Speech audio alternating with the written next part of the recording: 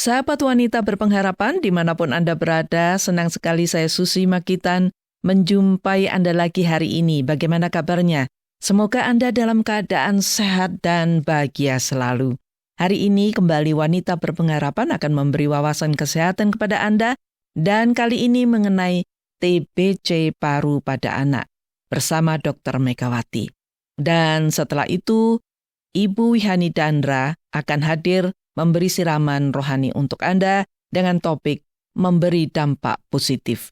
Semoga semuanya akan menjadi berkat dan selamat mengikuti.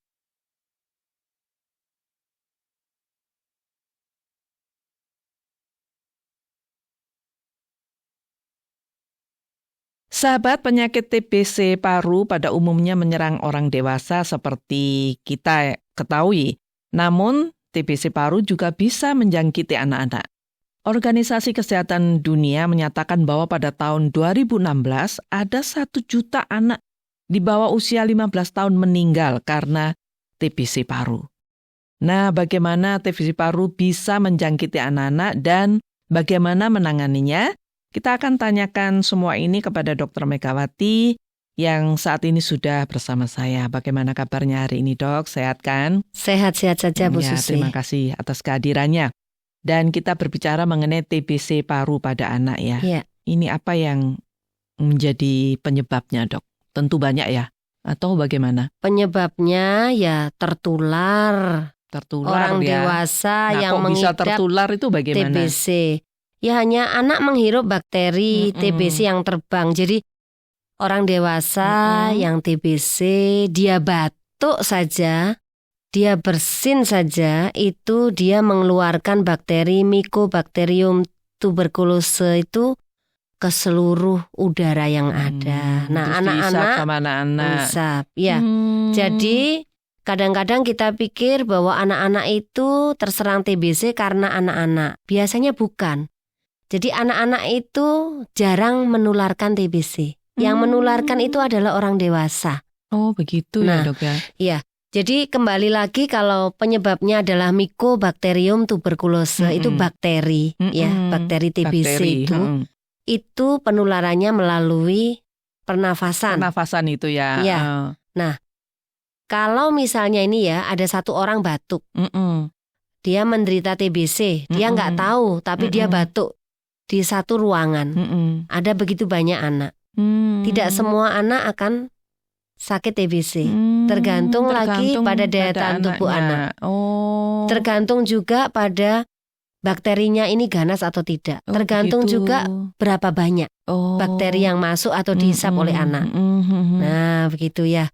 Jadi anak-anak itu, kalau kita katakan anak-anak terserang TBC paru, hampir semuanya tertular orang dewasa yang mengidap TBC. Kalau untuk anak-anak Indonesia, pastinya ini penyebabnya adalah orang-orang yang menularkan TBC pada anak itu orang-orang di sekitarnya ya. Iya, entah bakteri. Itu orang tuanya atau orang tua, kakek nenek, atau saudara-saudaranya atau lingkungannya yang lingkungannya juga bisa ya, Dok ya. Iya. Kan bisa juga di sekolah misalnya ada guru atau apa yang ini bisa juga ya terserang ya. Bisa. Untuk anak-anak Indonesia ya, jadi orang-orang sekitarnya. Nah, gejalanya pada anak ini bagaimana?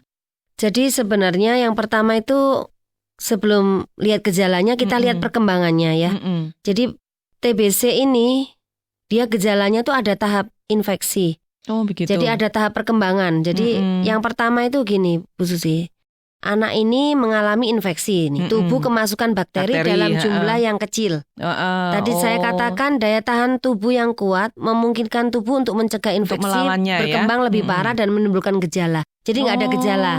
Jadi ada bakterinya TBC ini, tapi dia tidak menimbulkan gejala. Nah, perkembangannya kan seperti itu. Tapi ada yang setelah itu bakterinya berkembang biak, baru timbul gejala. Gejala ini yang dinamakan sudah mengidap penyakit TBC. Jadi yang tadi pertama, walaupun dia kemasukan tapi dia nggak sakit, nggak ada gejala. Yang kedua, baru ada gejalanya mengidap penyakit TBC. Nah, gejalanya ini yang saya katakan tadi, yang pertama batuk yang menetap. Jadi batuk secara terus-menerus, lelah dan lemah, demam, Jadi ada demamnya ya. Dan demam itu bukan 1, 2, 3 hari. Kalau demam 3 hari paling kan flu biasa. Tapi ini demamnya menetap. Jadi bisa sampai berbulan-bulan ya, sampai 2 bulan lebih. Hilang timbul. Kehilangan nafsu makan, penurunan berat badan, murung, lekas marah, sesak nafas, berkeringat malam hari, dan ada pembengkakan kelenjar. Jadi itu kalau sudah terkena TBC ya. TBC. Jadi gejalanya seperti itu. Iya, kuman masuk itu belum tentu sakit TBC. Masih bisa perkembangan saja. Tapi kalau sudah sakit TBC, terinfeksi ini tadi gejalanya. Gejalanya seperti itu ya. Nah, untuk memastikan dok, apa yang harus dilakukan orang tua? Untuk kepastiannya dinamakan tes tuberkulin. Jadi ada tes khusus yang mesti ke lab, tidak usah diterangkan di sini, tapi untuk melihat apakah anak ini menderita TBC atau tidak. Itu diambil darah atau? Biasanya tes tuberkulin itu diambil darah. Darah ya. Ada yang diambil darah. Kalau zaman dulu ada tes mantox. Jadi itu disuntik saja, bukan diambil darahnya, tapi disuntik dengan menggunakan ada seperti antidot gitu ya, disuntik zat tertentu yang untuk melihat apakah ada pembengkakan atau tidak gitu ya. Dengan diameter berapa. Itu zaman dulu. Kalau zaman sekarang lebih canggih lagi, bisa dengan pemeriksaan darah. Darah ya dok. Nah, untuk pengobatan pada anak nih yang sudah terserang TBC ini bagaimana? Apakah dia harus tinggal di rumah sakit atau bisa dirawat di rumah aja? Sebenarnya bisa dirawat di rumah kalau tidak ada komplikasi yang lain. Oh, kadang-kadang ya? Kalau ada komplikasi ya? Iya, misalnya komplikasinya dia misalnya bronkopneumonia, dia radang paru-paru, dia sesak nafas ya, berarti harus di rumah sakit. Di rumah sakit ya. Tapi kalau misalnya ini ya, ada anak-anak tertentu itu dia hanya batuk-batuk malam hari, kok berat badannya nggak naik-naik, tapi dia sebenarnya masih makan, tapi ini kok anaknya sepertinya antara sakit dan tidak sakit, diteskan itu tuberkulin, ternyata positif. Nah, kalau seperti itu selama dia mau makan, daya tahan tubuhnya kelihatannya masih baik, bisa dilakukan pengobatan di rumah Bu Susi dengan cara diberikan obat. Jadi kalau yang baru terinfeksi dan belum menampakkan gejala apapun, itu biasanya diberi obat tiap hari selama 9 bulan. 9 bulan lama juga ya? 9 bulan tiap hari minum. Yang namanya INH. Iya. Nah, ini benar kata Bu Susi. Tidak boleh berhenti. Karena kalau dia lupa 1 hari, itu dihitung lagi awal. Harus mengulang gitu. Untuk 9 Jadi bulan. Lagi-lagi ini peran orang tua ya dok ya? Iya. Karena anak-anak biasanya nggak bisa sendiri gitu. Jadi harus diawasi ya. Ini untuk TBC yang baru Bu Susi. Jadi baru kena tes tuberkulin positif, masih belum ada gejala apapun, cepat-cepat diberi obat INH selama 9 bulan. Selama 9 bulan ya. Kalau sudah aktif, TBC aktif di sini sudah mengidap, terus sudah mampu menularkan bahkan seperti itu, dia diberi obat 2 regimen antibiotik khusus selama 6-18 bulan. Lebih lama ya. Lebih lama dan ada kombinasi obat. Dan itu pasti bisa sembuh kalau dia selama 9 bulan atau 18 bulan dia minum terus rajin, bisa sembuh ya dok ya? Kemungkinan sembuhnya bisa. Jadi yang kita takutkan kan seperti ini.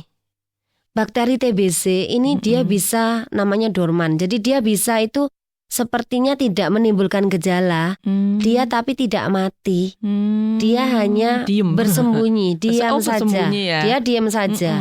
Nah, tapi dia nggak mati ya? Dia nggak mati, tapi dia nggak aktif. Nah, takutnya dengan pengobatan yang tidak tuntas, dia timbul lagi. Seperti ini, dia kapan-kapan bisa hidup lagi.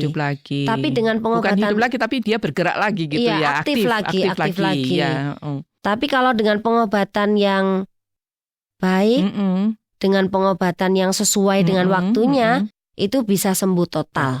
Ya. Nah, memang harus sembuh total. Iya ya, harus sembuh total. Nah ini dok, seperti tadi saya bilang bahwa itu ada 2 juta anak itu meninggal ya. Nah, apa sih yang membuat anak-anak itu bisa meninggal, sampai meninggal karena TBC paru ini? Jadi gini, TBC paru apalagi kalau disertai dengan kurang gizi, daya tahan tubuh meningkatkan, dia menyebabkan infeksi sekunder, infeksi yang lain selain infeksi TBC-nya. Jadi ada TBC ini membuat imunitasnya turun, jadi terinfeksi yang lain. Misalnya dia jadi bronkopneumonia atau infeksi paru-paru, atau dia bisa meningitis, Bisa infeksi. ke otaknya ya? Iya, ke otak. Atau bahkan otaknya bisa TBC, ke otak juga bisa. Meningitis TBC juga bisa. Radang gitu otaknya karena TBC. Atau ada kelenjar TBC di leher. Atau dia ngerusak seluruh paru-paru. Namanya TBC miliar. Jadi kuman ini memakan paru-paru, paru-parunya Gitu ya? sampai rusak. Kalau rusak kan otomatis batuk darah. Ya, Jadi bisa dia meninggal ya? dunia. Oh, begitu Jadi ya. TBC ini kalau dibiarkan tidak diobati dengan baik, dia lama-lama merusak organ tubuh. Terutama yang nomor 1 adalah paru. Kan kita ngomongkan TBC paru kan, terutama parunya ini. Tapi nanti kalau misalnya dia bisa mengikuti aliran darah, bakteri ini bisa dia merusak tulang, bisa TBC tulang, bisa TBC usus, bisa kemana-mana. Kemana-mana ya. Iya, nah itu yang menyebabkan dia meninggal. Jadi meninggalnya bukan karena TBC-nya saja, tetapi biasanya karena penyakit yang lain, infeksi yang lain. Terutama kalau anak-anak itu pneumonia atau radang paru-paru. Nah itu biasanya cepat meninggal, sesak nafas meninggal dunia. Nah ini untuk mencegah supaya anak-anak tidak tertular TBC ini bagaimana? Nomor 1 adalah imunisasi TBC. Oh iya, ada imunisasi ya. Itu BCG. Harus ya dok ya. Imunisasi BCG itu makanya di Indonesia semua bayi harus mendapatkan imunisasi. Itu yang pertama. Yang kedua adalah peningkatan kesadaran masyarakat mengenai cara menjaga kesehatan. Artinya begini, kalau ada orang batuk, baik itu TBC atau tidak, alangkah baiknya tidak batuk di depan umum tanpa menutup. Apalagi mungkin di pakai, depan anak-anak iya, ya. apalagi pakai masker lah setidaknya. Gitu. Dan batuk itu ditutup, itu ada caranya. Ya. Terus kalaupun dia melaksanakan prosedur pengobatan itu harus sampai tuntas, terutama orang-orang dewasa. Kan ya. kita tadi katakan bahwa yang menularkan itu orang dewasa. Nah orang dewasa ini biasanya kalau diobati itu kadang-kadang mereka tidak mau sampai tuntas. Sehingga gitu mereka akan sudah menjadi agak enak badannya, berhenti minum obat. Diteruskan obatnya. Nah, dia menjadi orang yang akan menularkan TBC ke orang-orang sekitarnya. Termasuk anak-anak ya. Iya, jadi mencegahnya itu dengan cara selain imunisasi BCG tadi juga edukasi kepada masyarakat, cara menjaga kesehatan. Kemudian gizi juga penting ya untuk anak-anak ya. Iya benar, gizi. Karena kalau gizinya bagus, kuman itu kuman itu mau masuk, mau menimbulkan sakit, nggak bisa. Nggak bisa ya. Iya. Baik dok, terima kasih banyak untuk wawasan mengenai TBC paru pada anak-anak ini dan sampai jumpa di program berikutnya ya dok ya. Iya, terima kasih Bu Susi.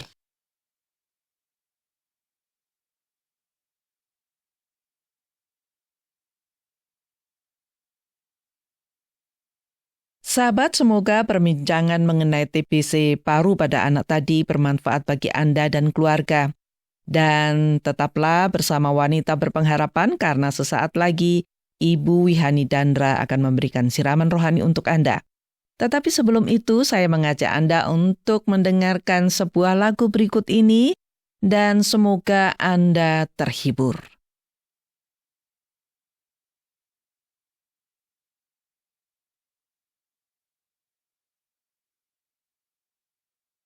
Sahabat Wanita Berpengharapan, saya Wihani Dandra senang bersama Anda tentunya pada kesempatan yang indah ini. Saya yakin pengetahuan tentang kesehatan jasmani, khususnya tentang TBC paru pada anak, yang dibawakan oleh Ibu Susi dan Dr. Megawati tadi, sangat bermanfaat bagi kita semua. Nah, sekarang jiwa kita pun membutuhkan kesehatan tentunya. Kali ini saya akan membagikan renungan buat kita semua dengan topik memberi dampak positif. Sahabat, kita sering mendengar kata dampak bukan? Kata dampak berarti akibat atau imbas. Dampak juga berarti pengaruh, yang positif maupun negatif dari sebuah tindakan seseorang atau kelompok yang melakukan kegiatan tertentu. Nah, hari ini kita akan merenungkan pengaruh dari tindakan yang kita lakukan dalam hidup ini. Apakah perbuatan kita memberi dampak yang positif atau negatif kepada orang di sekeliling kita? Ada banyak contoh tindakan seseorang yang berdampak positif. Misalnya, seorang perancang busana yang bernama Avanti. Ia membangun rumah singgah bagi anak-anak yang sakit yang membutuhkan tempat tinggal selama berobat. Avanti juga memberikan pelatihan gratis kepada para pelajar, para penjahit, dan juga ibu rumah tangga yang membutuhkan pelatihan, tetapi tidak memiliki biaya. Nah, itulah satu contoh tindakan yang berdampak atau berpengaruh positif bagi orang lain. Apa yang dilakukan Avanti akan memberikan dampak positif, yaitu orang lain bisa tertolong dan orang lain melihat tindakannya akan terinspirasi untuk melakukan hal yang sama. Lalu, untuk contoh perbuatan orang yang berdampak negatif juga banyak. Misalnya, seorang suami yang melakukan tindakan kekerasan kepada istrinya saat bertengkar. Lalu anaknya menyaksikan tindakan itu, dan tentu tindakan itu akan berdampak negatif terhadap anak-anaknya. Anak-anak akan membenci bapaknya yang telah melakukan kekerasan terhadap ibunya. Dan mungkin saja, kalau anak-anaknya sudah besar, ia akan melakukan tindakan-tindakan yang bersifat balas dendam. Nah, sahabat, Anda tentu bisa memberikan contoh yang lebih banyak lagi tentang orang yang perbuatannya berdampak positif maupun yang negatif. Lalu bagaimana dengan diri Anda sendiri? Perbuatan berdampak apa yang sudah Anda berikan untuk orang-orang di sekeliling Anda? Mungkin Anda merasa bahwa Anda pernah melakukan sesuatu yang memberikan dampak positif kepada orang di sekeliling Anda. Tetapi mungkin juga Anda merasa ada banyak dampak buruk yang Anda berikan kepada orang-orang di sekeliling Anda sebagai akibat tindakan Anda. Sebenarnya Anda selalu ingin perbuatan-perbuatan Anda memberikan dampak positif. Tetapi setelah Anda teliti lagi hidup Anda, ternyata ada banyak dampak negatif yang Anda tinggalkan dari tindakan-tindakan Anda. Dan saat ini, mungkin Anda ingin sekali melakukan hal-hal yang memberikan dampak positif kepada orang-orang di sekeliling Anda. Tetapi mungkin Anda tidak tahu apa yang harus Anda lakukan untuk memberikan dampak positif itu. Nah, sahabat, bila kita ingin kehidupan kita selalu memberikan dampak positif buat orang-orang di sekeliling kita, maka ada hal yang penting yang harus kita lakukan. Hal apa itu? Mari kita membaca firman Tuhan dalam surat Kolose pasal 3 ayat 5 dan 6 yang mengatakan, "Karena itu, matikanlah dalam dirimu segala sesuatu yang duniawi, yaitu percabulan, kenajisan, hawa nafsu, nafsu jahat dan juga keserakahan yang sama dengan penyembahan berhala. Semuanya itu mendatangkan murka Allah."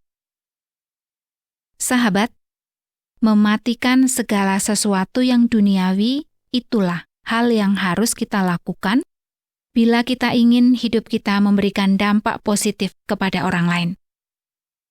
Karena jika kita masih memiliki segala sesuatu yang duniawi, seperti percabulan, kenajisan, hawa nafsu, nafsu jahat dan juga keserakahan, maka hidup kita tidak akan bisa memberikan dampak positif kepada siapapun. Sebaliknya, segala perbuatan duniawi itu akan meninggalkan dampak negatif buat orang lain. Lalu, apa yang kita lakukan setelah kita mematikan semua hal yang duniawi itu? Firman Tuhan selanjutnya, dalam surat Kolose, pasal 3 ayat 12 dan 13, memberi jawab kepada pertanyaan kita itu. Firman Tuhan itu mengatakan, "Karena itu, sebagai orang-orang pilihan Allah yang dikuduskan dan dikasihinya, kenakanlah belas kasihan, kemurahan, kerendahan hati, kelemah lembutan, dan kesabaran. Sabarlah kamu seorang terhadap yang lain, dan ampunilah seorang akan yang lain, apabila yang seorang menaruh dendam terhadap yang lain. Sama seperti Tuhan telah mengampuni kamu. Kamu perbuat jugalah demikian." Nah, sahabat, jelas bagi kita sekarang apa yang harus kita lakukan bila dalam hidup ini kita selalu ingin memberikan dampak positif kepada orang-orang di sekeliling kita. Pertama, kita harus mematikan atau membuang tindakan duniawi, seperti percabulan, kenajisan, hawa nafsu, dan juga keserakahan. Semua ini tidak akan memimpin kita untuk memberikan dampak positif, tetapi justru memberikan dampak yang negatif. Bukan itu saja, semua hal yang duniawi itu akan mendatangkan murka Allah. Sebaliknya, bila kita memiliki belas kasihan, kemurahan, kerendahan hati, kelemah lembutan, dan juga kesabaran, maka kita bisa memberikan dampak positif kepada orang lain. Dan bukan itu saja, bila kita memiliki semua hal yang positif itu, kita menunjukkan bahwa kita adalah umat yang dipilih, dikuduskan, dan dikasihi Allah. Jadi sekarang, mari kita mulai mematikan hal duniawi yang masih kita miliki. Dan kemudian, mulai memikirkan segala tindakan yang dikehendaki Tuhan, yaitu belas kasihan, kemurahan, kerendahan hati, kelemah lembutan, dan juga kesabaran. Kalau semua hal tersebut akan kita lakukan, maka tindakan kita akan memberikan dampak yang positif bagi orang lain. Dan tentu, kita sendiri akan hidup bahagia. Jadi sekali lagi, mari kita memiliki belas kasihan, kemurahan, kerendahan hati, dan juga kelemah lembutan serta kesabaran. Dan lihatlah, hidup kita akan memberi dampak positif bagi dunia. Tuhan memberkati kita. Amin.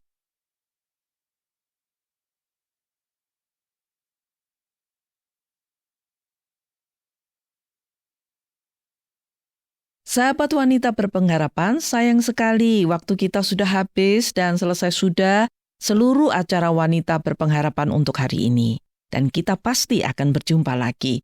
Semoga seluruh sajian kami bermanfaat buat Anda. Dan bila Anda ingin menanggapi acara ini atau ingin membagikan pengalaman rohani Anda, langsung saja hubungi Wanita Berpengharapan melalui SMS atau WA ke nomor 081 333 777 386. Saya ulangi lagi nomornya 081 333 777 386. Saya Susi mohon pamit, terima kasih atas perhatian Anda dan sampai jumpa. Terima kasih Anda sudah mengikuti program kami. Jika Anda diberkati, jangan lupa like, komen, dan share supaya Anda tidak ketinggalan setiap program terbaru kami. Jangan lupa juga untuk subscribe channelnya dan nyalakan loncengnya. Jika Anda ingin mendukung pelayanan kami, bisa melalui rekening kami berikut ini atau menghubungi kami di sini.